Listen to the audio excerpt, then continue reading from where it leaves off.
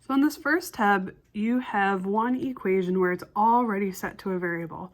You have y equals 2x plus 1, and you have x plus 3y equals negative 12.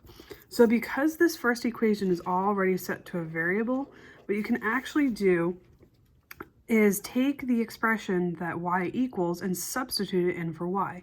So if y equals 2x plus 1, I can literally rewrite the second equation and fill in or substitute y with what y equals. So instead of writing y, I know that y is 2x plus 1, and this all equals negative 12.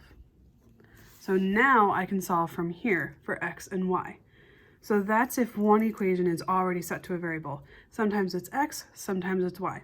Doesn't matter. So the way that you would solve that is if you look on the inside of your foldable, this first equation tells us that x equals 3y minus 9. So I can take that and I can substitute it in for x. So what I have is 5 parentheses 3y minus 9, close your parentheses, minus 2y equals 7. What I do from here is I apply the distributive property. So I do 5 times 3y, which gives me 15y. And I do 5 times negative 9, which is negative 45. And then I still have this minus 2y equals 7.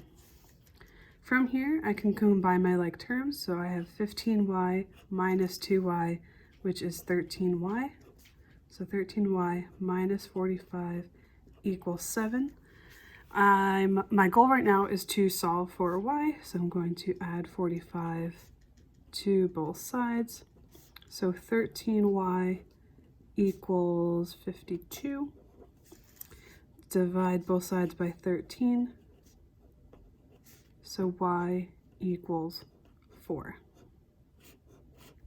Now that I know that y equals 4, I need to solve for x.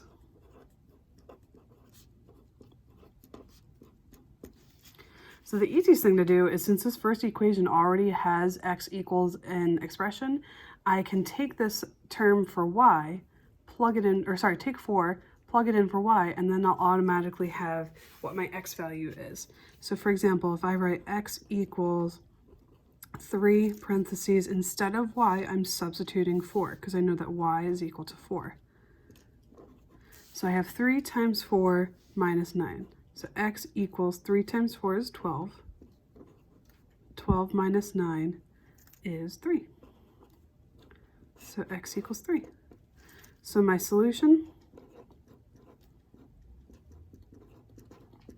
is x is 3 and y is 4.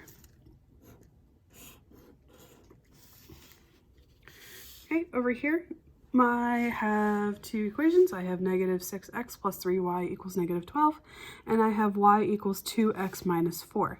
So I'm given that y equals 2x minus 4, so I'm going to take this and I'm going to substitute it in for y in the other equation.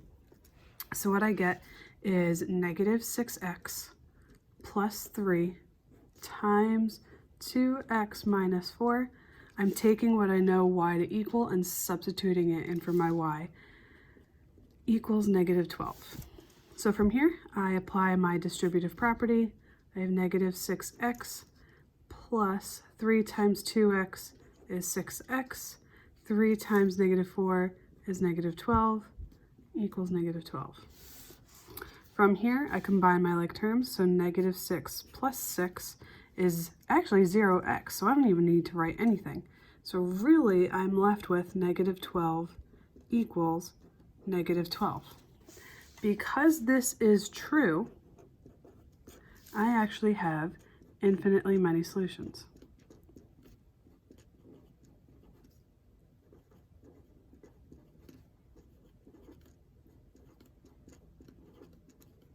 And sometimes that will happen, and that's perfectly okay.